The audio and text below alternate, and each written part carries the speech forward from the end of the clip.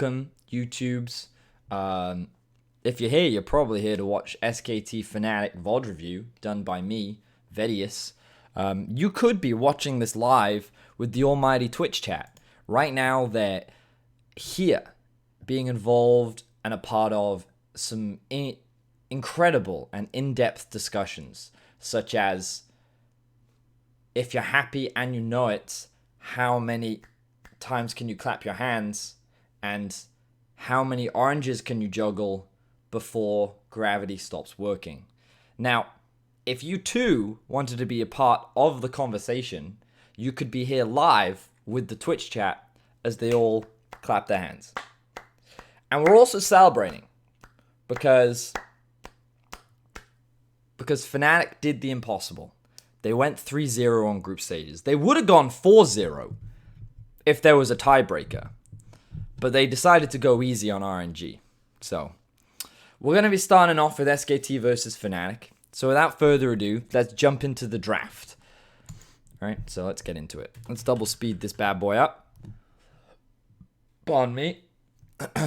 So we got a Twisted Fate and we got a Yuumi ban. Unsurprising, two of Fnatic's greatest of all time picks. Fnatic being on red side, forced to ban away the Pantheon and the Renekton. Renekton's just really strong, safe blind top laner. Surprised that SKT would ban away the Kayle. I don't think Kayle is that scary. I think it's pretty easy to play around as well. But showcasing the respect, don't want to have to deal with the champion. The Kiana being banned away from Fnatic. This is something they actually did a lot in the finals versus G2 as well. I don't think Fnatic play it. I don't think they ever really played it. And I haven't really tracked how often they ban it on red side, but this is not something they have shown a preference to pick up. So they typically ban it away.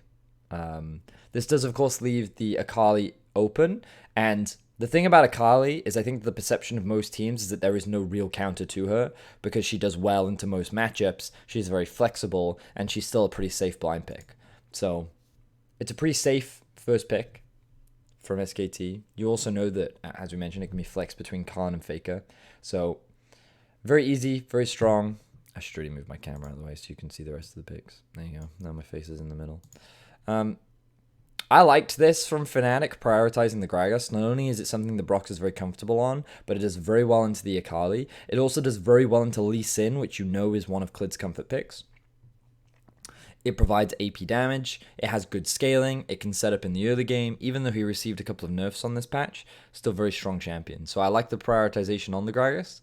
The Xayah then comes through for Reckless. Every EU fan is like, yay, Reckless is playing a champion that he can do damage on. Woohoo, yay, so excited.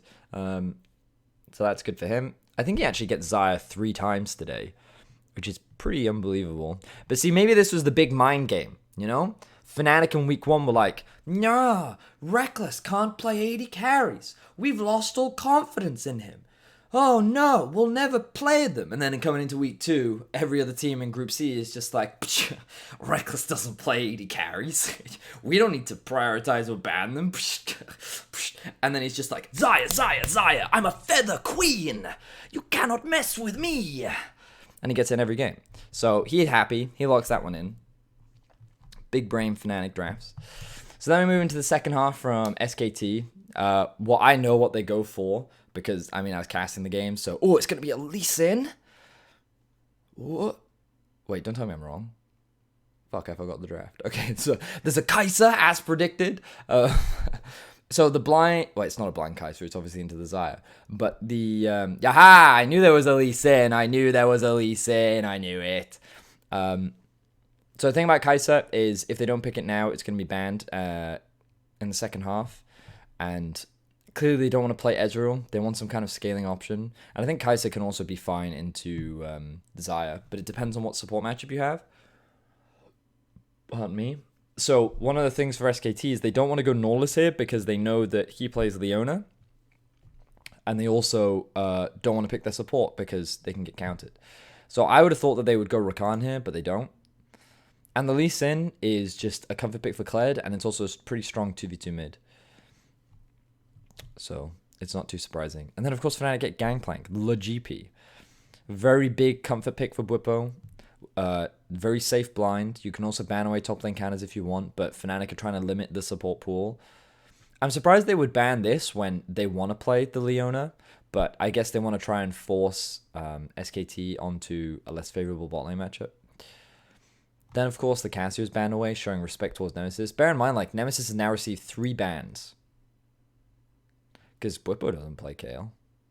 So you've got Nemesis, Nemesis, Nemesis. Just think about that for a second. Youngest player on the team is drawing 3 bans from SKT. It's pretty cool, right? So Fnatic choose to ban away the Rise because it's a pretty safe blind pick. So I think I predicted this one as well. And then, wait. SKT. If I was them, I'd ban Rakan. Because you don't want to give away Xayah Rakan, especially with Norla's banned. Yeah. So, I mean, I already know what Fnatic's going to pick, so this is cheating a little bit. Because here they go for the Leona. They blind pick it too, which is dangerous. But they're like, whatever. We don't care. We don't care. We just don't care. But this is super dangerous, by the way. Just for the record. Picking Leona here. Like, they were hovering over all the picks they could have gone for. I think Alistar's the best one. And then they pick Vladimir into GP. So the thing about this is, from a matchup perspective, it's pretty good. Early on, you do struggle against GP. He trades really well at early laning phase. But the Vlad should be pretty safe for the most part. And he just scales really well. So, the thing about this comp is it wants to dive. You can see like Alistar, Kai'Sa, Akali, Vlad, Lee Sin. They literally all just want to go in and dive. And you can already see that against this comp, it's actually really difficult to dive. Because there's the Gragas disengage with the ultimate. There's the Xayah ultimate. GP ult also separates the divers. So unless they all go in at once, it's very difficult. And then Leona has such large AoE CC that the dive becomes even harder. And then this is where the humongous brain, like the 3 million IQ drafts come in from Fnatic. And then they go for the Veigar. Not only is it a counter pick to the Akali, but it also is the biggest anti-dive you can possibly pick. Because the moment you go in, the Veigar ulti or the Veigar event horizon drops, and they're all just like, I'm stuck. I'm stuck in permanent dimension of hell, and I cannot be free. But like, this comp is impossible to dive on. And I was a moron, because in the cast I was like, well, I think Akali in the side lane can outscale this, and I think this also outscales this in a side lane. So like, SKT still have scaling on their side, and like Kai'Sa, but the problem is, even if the champions do outscale, like in individual matchups, that's never how this comp works. Because if they get ahead, then they can win, right? Like, sure. But this can't get ahead in lane. That doesn't happen. It just won't. And like, maybe you get this ahead, but you're definitely not getting this bot lane ahead against this either. So like, you have 2 pretty neutral laning phases, which you can't really get ahead in. And the only lane that you can look to get ahead in, which is the mid lane, is pretty much your only win condition. So SKT have to get Faker ahead on the Akali in order to win. Because if they fall behind early, you can never engage on this. Because they just group up. And they have tons of poke. They have loads of disengage. So like, this is literally SKT's only win condition. Get Faker ahead. And if Faker gets ahead, then you're like, PogChamp, maybe we can win. Why doesn't SKT put Vlad mid? They could have. I think that would have been a much better matchup, that's for sure, because you can never use the event horizon on this. And then if you have this top, then it's easier to get the Akali ahead too. And you know you're going to equally scale with the Veigar later on. So you're right, Twitch chat. If they had just swapped this, then it probably would have been better. Doesn't Veigar just give... Like, Veigar does scale really well, don't get me wrong, right? But I'm talking about, like, in a side lane, right? Veigar's not great in a side lane because all he has is his event horizon, so he can disengage, but he can never really approach the wave because the all-in and the flank is, like, really dangerous. So, like, while he has disengage tools, it's really easy to, like, kill him on a side lane. So in that aspect is why I say that he gets outscaled. But it's not like I'm not trying to say that in the late game he's useless.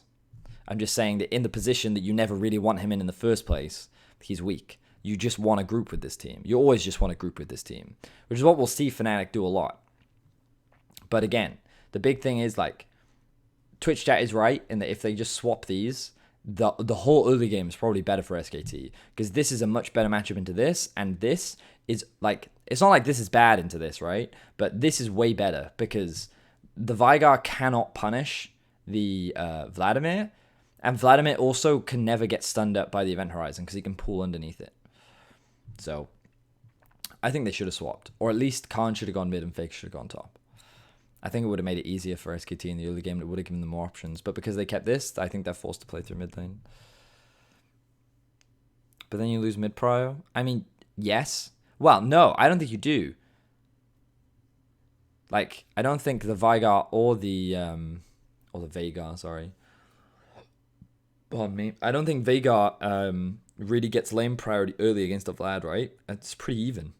Is it not?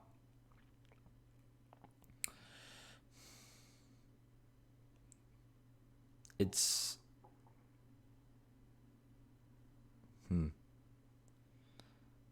Veigar has more push. Oh, okay. I guess in early levels, because I sit there and think like this, his Q does no damage. But I suppose his Dark Matter probably does a lot of damage, which is probably where his power comes from. But I'm like, yeah, I'd like to see it. I'm not really familiar with Vlad into what you call it. So honestly, I don't know. But in any case, they don't do that. They keep the Akali mid lane. That's what they do. They keep the Akali mid lane, who definitely gets prior over the Veigar early, because Veigar can't approach the wave. Oh, yeah. Thank you, Twitch chat. I will move my cam out of the way. Yes, thank you. There you go. I fixed it. Thank you. All right. So, both junglers starting topside. SKT have information on where Broxah is. He's going to do a full clear top. Go for... he could look for an early base. Bot lane struggling a little bit, getting zoned off a little bit of farm. So Clid going to do a full topside clear, pathing towards bot. This is when Bwipo flashes in at level 2. I thought this was really dangerous, by the way, because Lee Sin may have come. But I guess Bwipo's assumption, I'm not sure if he knew where enemy junglers started.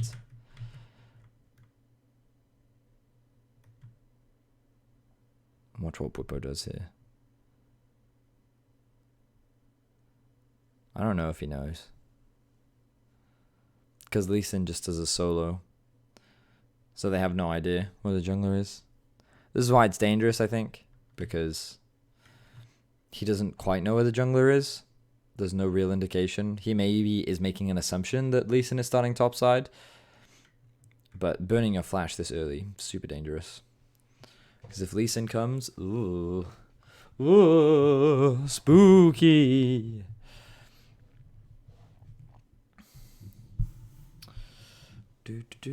No, he didn't check Plu. He only came to here, so he never actually got. And Lee Sin was sitting in the brush anyway, so he didn't look. Right, I'm gonna show you this again, just to confirm.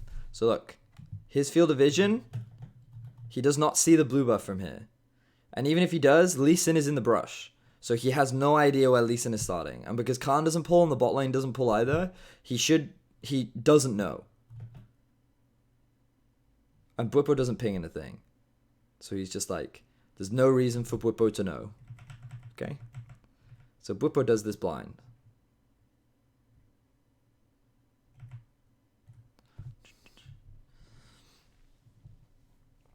I can't show pro view on personal streams. At least I don't think so.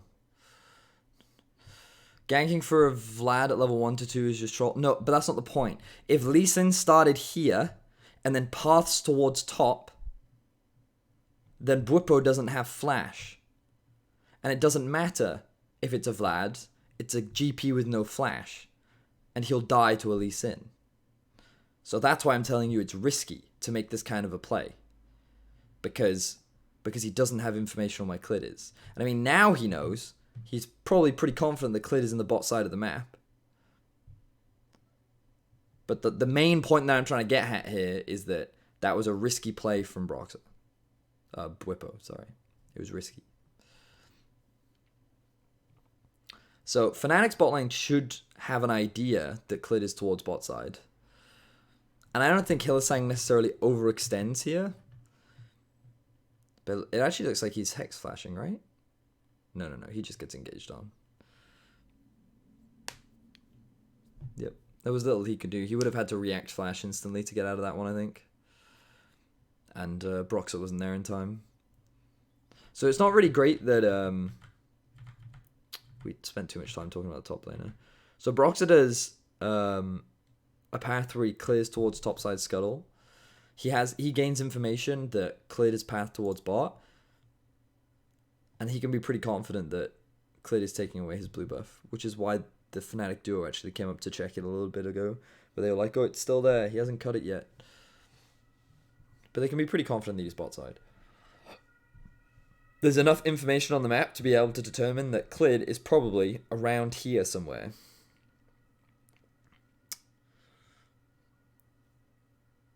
But this is a good engagement effort. He nearly dies. Does cost him his flash. Hylissang holds on to his flash because he realizes it's not worth it. So we can see Nemesis struggling a little bit, but that's what you expect from this matchup early on.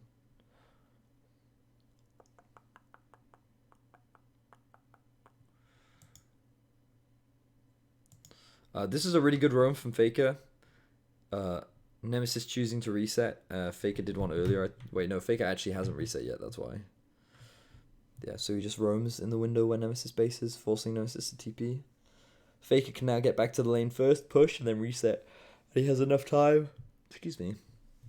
Oh, another wave comes in and it's cannon, so maybe he doesn't. But because SKT now have prior bot and mid, they can start Drake. But Hylissang's like, fuck you, I have a ward in here, I know what you're doing, fuck off. And this is also really dangerous because you can see Reckless is sitting underneath its tower, but Bo doesn't have teleport. And they're thinking, oh, well, jungler's been forced out, we're fine. But then Hylissang gets way too greedy, and Effort plays that well by knocking him back. If he CCs him, and then Broxah flash E's here, then they probably kill him, but awkward. Very, very awkward.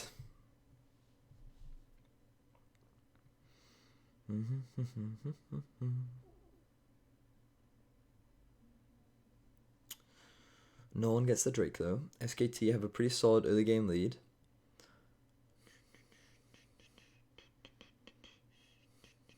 You can see mid has advantages, bot has advantages, and mainly Teddy has an advantage because Hylissang has just died a bunch of times. It's like early game going really well for Fnatic. SKT, sorry. Yup. Clid is going to get spotted. I talked about this on the cast, but like Clid's pathing is really good this game because he plays around the Gragas path really well. So he starts top to be able to match, and he knows he has prior bot and mid, which means that he can set up for an invade. The only way Broxah counters it is if he goes there, but he knows that he'll lose because he'll be at a numbers disadvantage. So Broxah chooses to path up towards top scuttle because he knows he can't really contest his own blue. So Clid is playing around where he has pressure early in order to put the enemy jungler behind. He then, because he started topside, already passed towards topside, does Gromp, and then immediately walks towards top, where there's a wave stacking so they can threaten a dive. Now, Broxah, to be fair, also has his topside cleared, and he's making his way back here anyway, but recognizes there's a stacked wave, so wants to counter. Bwipo plays this about as well as he can. The only thing he could have done better is just ran away. Completely. Oh wait, to be fair, Khan flashes in, so I can't fully blame him for that one. But this one surprises me, so look at this. So at this point, Brox is 6. He skills his ultimate just as he gets kicked. That's a shame. Because if I was Broxah, I would have just ulted Clid right here. Right here. Yeah. But he chooses not to. It may have been a mana thing. I'm not quite sure how much mana he had. But he chooses not to. Still, like, this really screws up the Gangplank because he lost a lot of wave. He lost a lot of farm here.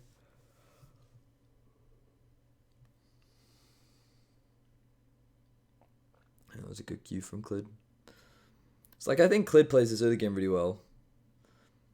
I think he does what he can in a pretty favorable matchup in terms of the jungle. So Props to Clid. See, Faker has an advantage in mids. So, like, this early game is going very well for SKT now. And you're like, uh-oh, it's doomed for Fnatic. Because this is where I'm like, they're going to get outskilled.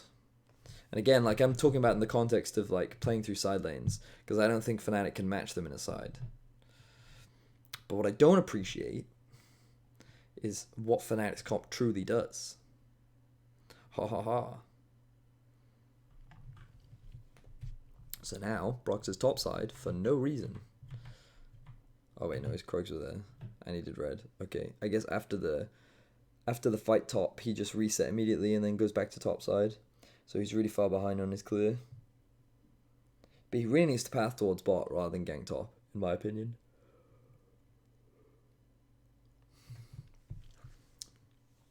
In any case, Clid gets a counter Drake. Well, the first one of the game.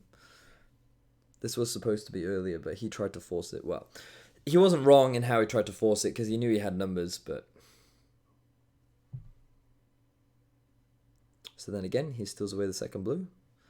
So, Broxer getting put behind in the jungle. Nemesis getting forced out of lane. You can see that Faker is still playing this very well. And then this is where it all goes wrong for Fnatic. Why do I keep saying that? Goes wrong for SKT. Because... So we can see here, we'll go back earlier. Gotta go back earlier. Effort is who you want to watch, right? So look at what Effort does. He reset before his AD carry did, or a little bit after actually. He must have reset a little bit after. Yeah, unless the AD carry TP'd back to lane. Wait. Okay, so Kai'Sa doesn't reset. Alistar resets. Kai'Sa stays. He resets with his jungler. They move together through bot side. They want to contest river control, which makes sense. They see Broxer top lane, and they know they can do Drake. And then Effort looking for a roam, which is fine. His bot lane now resets. I'm not sure what he bought. But he's now immediately pathing up to his team because he recognizes the dive's coming. I could probably be here. I have ulti, so I can join real quick. They know that Broxer's here, but they don't care. They think they can just one-shot him. And they actually focus Broxer down. But he has stopwatch, so he buys a bunch of time. Gangplank ultimate plus TP comes through. Nemesis with the event horizon stuns a bunch of people. And that was a great cask from Broxer. Look at it, look at it. Boom. Really well done. And then this is where the game starts to swing for Fnatic. Remember what we said, that they want to try and get Faker ahead, so part of this whole play is putting Nemesis behind. Or further behind, rather. Because it's important. Because you don't want to have to deal with this Veigar later on. Veigar. God. And then a good roam from Hylissang. And the reason why this is important is, number one, Teddy gets shut down. Right? That's a big deal. Reckless gets a bunch of plates for free. And solo XP. That's a big deal. Nemesis doesn't lose anything outside of his flash. That's a big deal. And, you know, I talked about scaling in draft. And in the cast, as I said, and I misspoke, but I believed that Faker and Khan would outscale on a side. But it doesn't matter, because the only way they do that is if they actually threaten side lanes, which they're not going to be able to do in the early game unless Faker gets an advantage. And now Faker has failed to get an advantage in the mid 1v1, because the mid laners are now pretty even. So Fnatic now rotate up towards the Rift Herald. Notice that everyone is already respawning. Reckless has TP, so he can join this fight even though SKT have position advantage. He doesn't want to flank on the Xayah. But notice how he takes a whole extra wave. This wave is now going to crash on the tower as the two back and forth. They then rejoin and they... Oh, this is so good from Hilly. This is fucking good. Look at that. Look at this from Hilly. Flash stun because he knows that Khan wants to use the Q. Into ulti. Into perfect chain CC. Never give him an opportunity. Yeah, Clid secures that one, but now they just need to disengage. Teddy is joining way too late to the fight. Huge event horizon in that choke point. Allows Fnatic to just frickin' clean up. I mean, this was just bad from SKT in my opinion. They shouldn't have tried to contest without the AD carry there. They should have been more patient. Khan gets overzealous here, but he's like, well, my Q is about to come up soon, so... But he does like no damage to Hillsang, and then they're just like, bop! Goodbye, Mr. Blood Monster. So he dies. Faker does what he can. Flash... It wasn't a flash knockup from Broxer, just a knockup. It's just a really fatty hitbox. And then people die.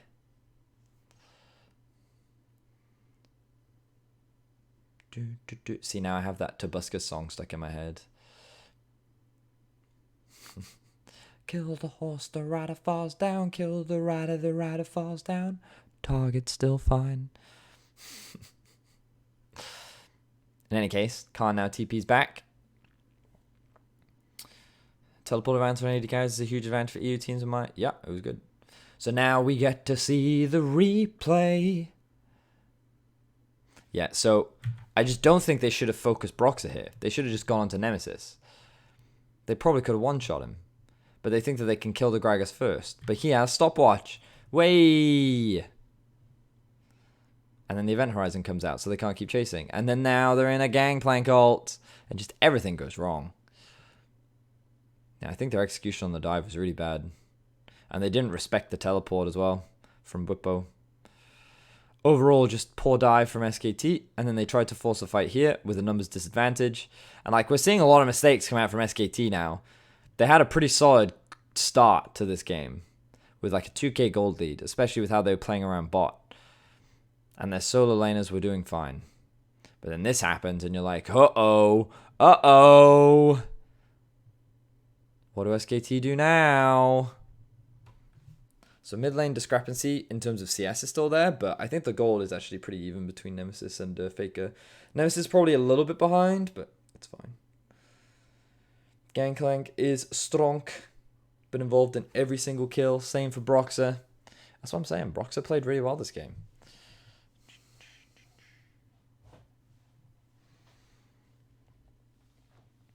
Kill the horse, the rider falls down. Kill the rider falls down. This is where we see Bwipo be a god. So he uses the... I think he used the barrel here. Yeah, so he uses the barrel to clear out the minions. And then he's like, I will survive. I will survive. Bum bum bum bum bum bum bum bum bum bum. And get out of my lane. And then he flashes and he misses. He hits the wrong fucking target. Look at this. Let's go. Come on. Show it to me. Show it to me. Flash. Oh, no. No.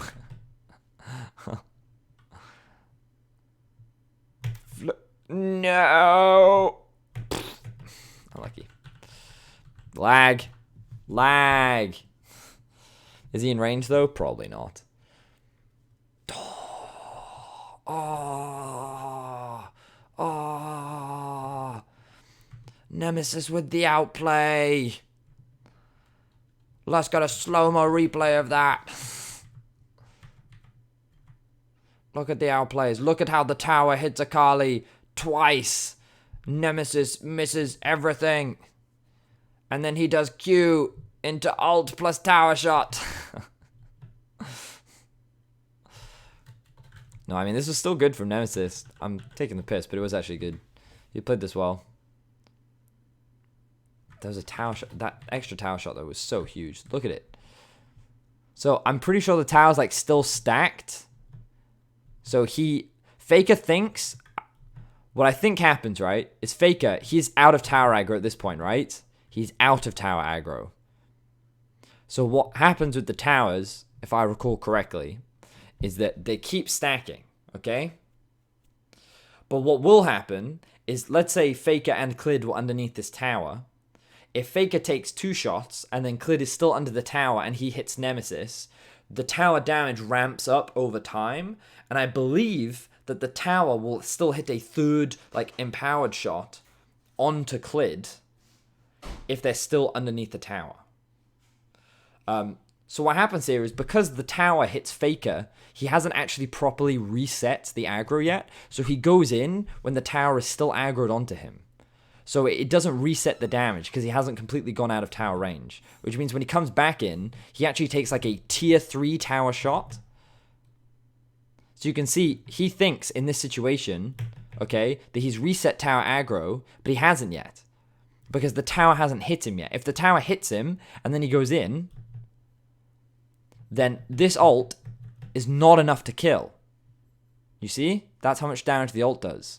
And Faker's thinking, I can just execute him here, and Triumph will probably get me to safety. But of course, because it's a third tower shot, not a first one, it takes his whole health bar.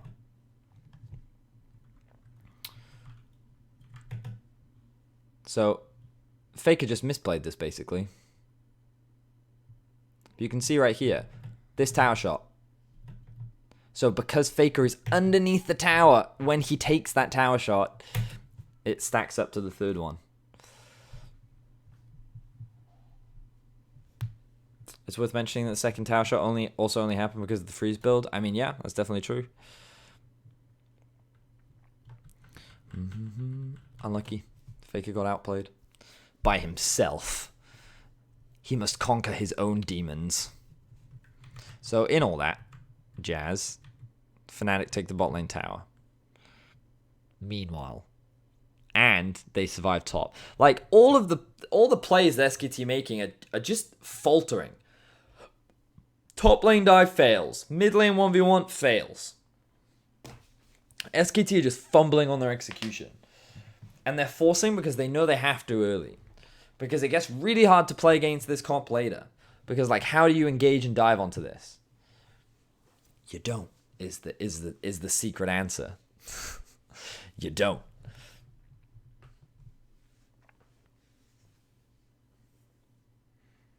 So now, Fnatic get a free Drake. We get to watch this play once again. Unlucky. And SKT is like, we're not giving up on this top tower. We keep playing around it. And to be fair, there's nothing for them to play around bot side. So they just keep Teddy and F at mid to keep catching the wave. And then they just want a Kali in a bot lane. Just keep soaking up the farm. And meanwhile, they're going to play through top. And Bwipo's forced to concede this tower. This is fine. But notice, Gragas gets to reset first. We'll get back out onto the map.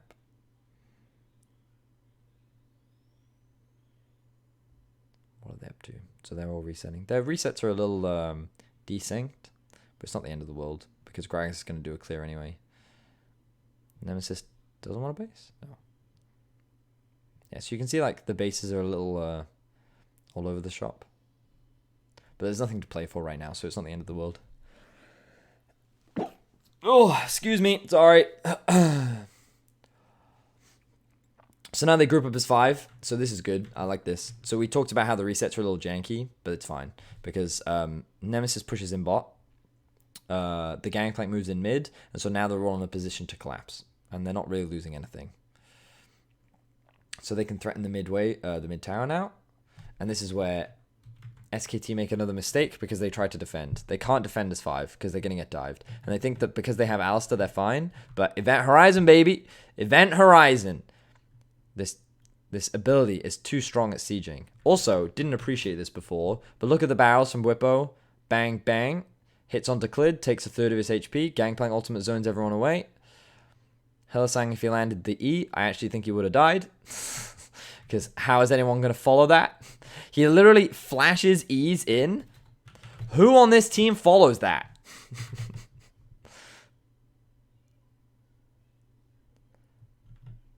Like, yeah, I don't think anyone follows that. Unless Broxer wants to flash as well, I guess. Yep, as a blow-up effort. And now 2 members are being zoned away while SKT tried to flank from behind. And the Event Horizon is down, so this is an okay window. Effort's ult is gone. But like, look at that E from Broxer. Again, I'm telling you, this is why Broxer is actually the MVP of this game. Oof. E into barrel. Faker's like, I gotta get out. No, you're already dead. Boom. And then Khan's like, wait, whoa, no. No, no. We're all getting stunned. And then SKT just crumble. They're like, we can make the fight happen. And Fnatic's like, no. Get out of here. Beautiful play from Broxer. Beautiful. Wait, where else does Faker take the damage from? So he gets shot with the Q and then the E. Yeah, and an auto as well. Melted. Ninja goes bye-bye. And then Khan is just stuck in the pit. Hylissang, unfortunately... See, he should back off at this point, but he's like, I'm helping. He does land a good stun. And he even stuns up Teddy as well.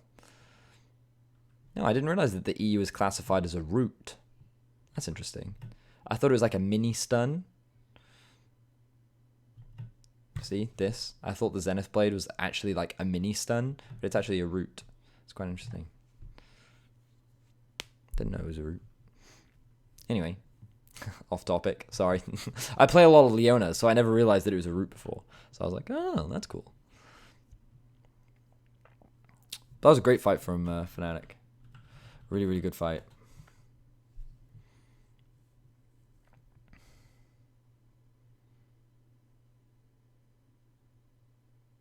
Yep. Sieging with Veigar. Veigar. I have to get used to it. His name is Veigar, so I should call him Veigar. But that's just not how I pronounce it.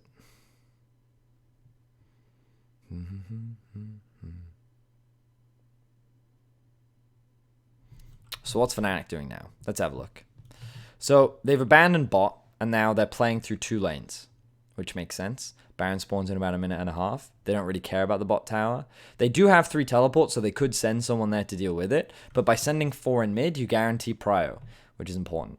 And notice how Clid has spent the vast majority of this game playing around his top laner. So they're just cross-mapping now. They're just trading things on either side of the map. Meanwhile, Fnatic's like, we're going. Damn. See, but this is one of the things, right? If Fnatic... So this is a perfect example, actually. This is a perfect example. Thank you, Fnatic. An opportunity for education. Let's all use this as an opportunity to learn something, okay? So, are we ready? So, Fnatic have 3 teleports. And what they could do is they could send someone bots to catch this wave and potentially die, and potentially wave clear. However, you'll notice that Clid and Effort are making their way down bot. The reason why they're doing this is because if there's someone there, they can threaten a dive. So by sending these numbers bot, you guarantee the tower, right? But the same thing is being done on the top side. And you can see 4 members of Fnatic with the Gangplank, and the Akali is here. So just imagine this scene is mirrored on the other side. What happens is if Fnatic send one person here, that person either gets zoned away or the dive comes through. So Faker, recognizing this, backs off. And he thinks he's safe in this situation. Right? But this is where Fnatic's comp comes into its own because of how easily it is to force these dives. So you have the Event Horizon, the Gangplank ultimate, everything available to you. Oh my god, did Hylissang just do what I think he did? Oh no, he didn't, never mind. It was a good Hex Flash. But like, this is what can happen. This is what can happen if you send someone top. But because they also had numbers advantage, they were faster on the play, so they cleared through it faster.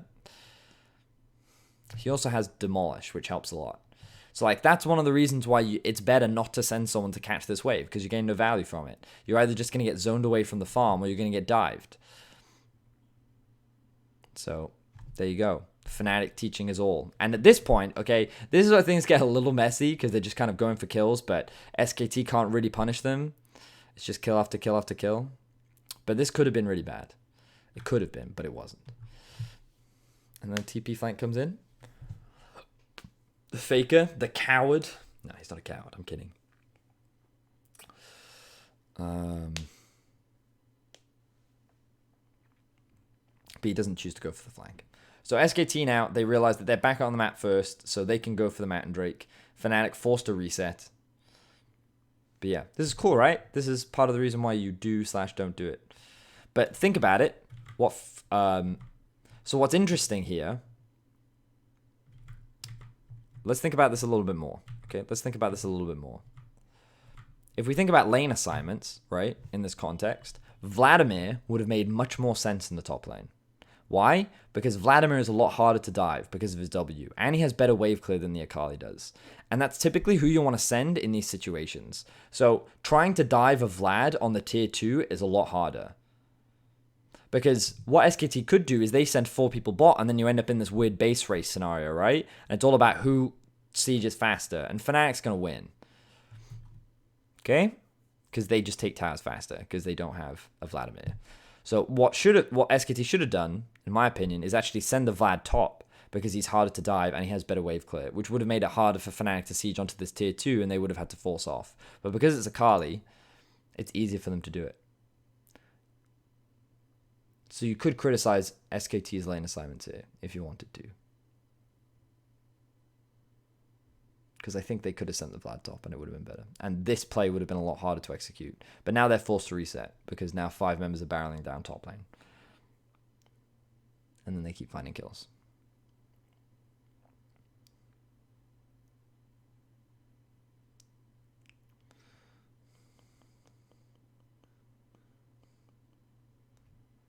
Yeah, and then the fight comes in.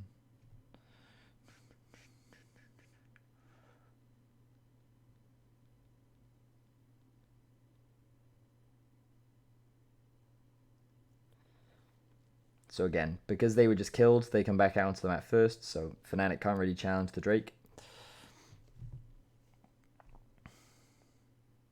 It's a good dive. Wait a minute. Wait. How does this happen? So I think SKT want to try and get vision around the Baron, and Fnatic literally just run down mid. Because you can see it, Reckless is up here like, hey guys, I'm going to drop a ward. Yeah, I've got some control wards over here, so I'm just going to go set up some vision around Baron. And then, yeah, no worries, we're just going to kill the support. Don't worry about it, Reckless. You do you. Reckless is like, oh, okay. Okay. Except he's Swedish. That was my Swedish accent, by the way. I don't know. We didn't get to see any of the setup for this, so I'm not really sure how any of this happened. But yeah. So they get Baron. That's great. At this point, SKT is pretty doomed. But honestly, like... Ooh. Oh yeah, Teddy's forced to flash here. And they're like, I ain't done with you. Come back. Come back. They chase this so hard. But they can, because they have such a massive gold lead. And it's just like, kill, kill, kill, kill, kill. The lanes aren't set up at all, though, so it's much harder for them to snowball this into anything, but because they have Baron, it's fine. So again, they don't care about top lane. They're just like, yep, we'll group as 5. We'll win this race every time. We can get 2 inhibs here. Yep. Bum me. They don't want to fight because GP ult down, Gragas ult down, Nemesis ult down, so they just reset, which is fine. But yeah, I love that Fnatic just kept grouping and just like, or like they wouldn't play through 3 lanes, they play through 2, which is really important with this comp in my opinion, because trying to match them on a 1-3-1 is pointless. You just concede things, and like this is just, it's smart, it's good, because a lot of teams fall into this fallacy of trying to protect everything, right? They're like, oh, we have to protect this tower, and we have to protect this tower, and we have to protect this. But you don't. You can just use numbers to force. The risk you have, right, of grouping up like Fnatic's doing is if you don't force the plays, then you lose resources because the Gangplank is grouping up with his team, or the Nemesis is grouping up with his team, which means he has to share farm with Reckless, which in an ideal world you don't want. However, you have numbers advantage, which means that you can force plays, which is what Fnatic is very good at doing. And SKT just keep getting caught out because they're always a numbers disadvantage like you're seeing right now. So look, Vlad is bot, Akali is top. What happens? Dead mid. And so like the biggest praise you can give to Fnatic is like, Yamato talked about it on the desk where he's like, I don't think Fnatic have the confidence. And this is the biggest difference. They're playing with so much more confidence than they were. Being able to like find those picks and punish the mistakes against SKT, they're just like, no, we're not afraid anymore. And again, look, they're just playing through 2 lanes. All right, he dies here, but still it's fine. They just reset. They get the tower. They have 2 inhibs. They've got everything they want. Small mistake there from Whippo, but it won't cost them a huge amount.